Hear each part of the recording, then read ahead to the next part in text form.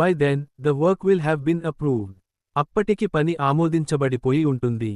By then, we will have arranged everything for the event. అప్పటికి మనం ఈవెంట్కు కావాల్సినన్ని ఏర్పాట్లు చేసి ఉంటాము. By then, you will have learned how to use the new software. అప్పటికి నువ్వు కొత్త సాఫ్ట్వేర్ని ఎలా వాడాలో నేర్చుకుని ఉంటావు. By then, she will have completed the project. అప్పటికి ఆమె ప్రాజెక్ట్ పూర్తి చేసి ఉంటుంది. By then, they will have reached home. అప్పటికి వారు ఇంటికి చేరుకుని ఉంటారు. By then, the work will have been approved. అప్పటికి పని ఆమోదించబడిపోయి ఉంటుంది. In 2 hours, the technician will have fixed the system. 2 గంటల్లో టెక్నీషియన్ సిస్టమ్ను బాగు చేసి ఉంటాడు.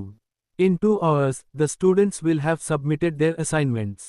2 గంటల్లో విద్యార్థులు తమ అసైన్మెంట్లను సమర్పించి ఉంటారు. In 2 hours, we will have cleaned the house. 2 గంటల్లో మనం ఇల్లు శుభ్రం చేసి ఉంటాము.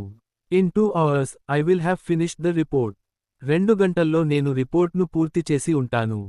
In 2 hours, they will have completed the meeting. 2 గంటల్లో వారు మీటింగ్ను పూర్తి చేసి ఉంటారు. In 2 hours, you will have prepared dinner. 2 గంటల్లో నువ్వు విందును సిద్ధం చేసి ఉంటావు.